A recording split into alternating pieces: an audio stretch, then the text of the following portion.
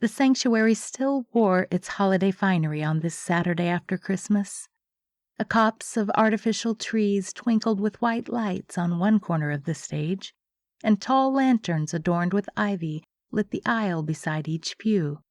The effect was magical, despite the fact that Natalie always imagined she'd be married in the spring, outdoors on her parents' farm.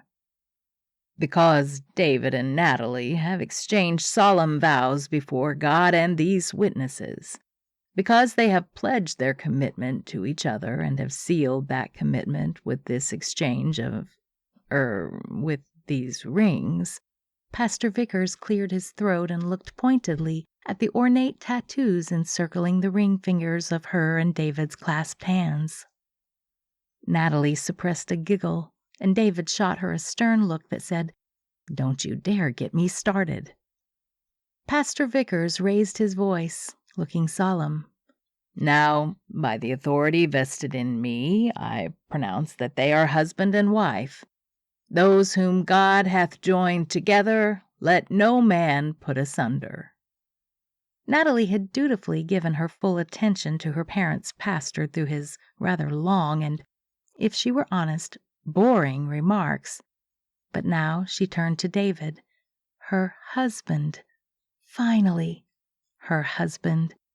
She didn't even try to hold back her smile. "You may kiss your bride." The pastor nodded as if David needed permission. Her groom seemed even more somber than usual today. A twinge of worry went through her. She prided herself on having brought David Chambers out of his shell over these past months while they had been falling in love. But he had made it clear that he saw their marriage as a supremely serious matter. They had weathered more than a few arguments because David was afraid she didn't understand what she was getting into, marrying him and committing their lives to a mission field in the Republic of Colombia, leaving the luxuries of America that she had grown accustomed to these last few months while she was home recovering from malaria. He didn't think she understood the isolation their little home, more accurately a hut on stilts, in the tiny village of Timoné promised, especially now that her father was gone and it would only be her and David in Timoné. But she did understand. She'd lived in Colombia for almost a year before she and David decided to marry, and she was not afraid of what lay ahead for them, even though she knew it would be hard at times, even dangerous. After all, they'd chosen tattoos in lieu of wedding rings because they were heading to a place where thieves might chop off limbs to steal jewelry. But she loved this man with all her heart, and she would follow him to the proverbial ends of the earth if that's what it took to be with him.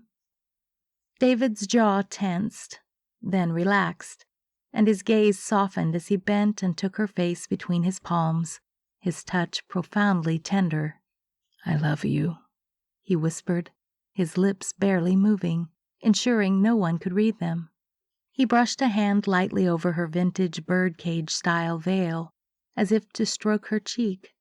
For a minute, she thought he was going to try to lift her veil, unnecessary since it barely skimmed the tip of her nose. Instead, he bent and placed his lips on hers, a kiss far too dispassionate for her taste. He'd never been one for public displays of affection. It might have bothered her had she not quickly learned that what he hid in public, he made up for when they were alone together. Not that he'd ever violated the boundaries they'd set for themselves, what they'd agreed to wait for until after marriage. But in the rare moments when they were alone, she loved the urgency of his kisses and the promise of what they had to look forward to as husband and wife. She still smiled when she remembered his proposal, an invitation to share the comfy bed she'd envied in his hut back in Timoné. He had forgotten the "will you marry me" part until after he'd already blurted out the "I want you in my bed" part. She loved when friends asked how he'd proposed. David would groan and blush beneath his neatly trimmed beard, and she would give him her orneriest smile and launch into the story with great enthusiasm. He would never live it down, and she didn't think he minded too much.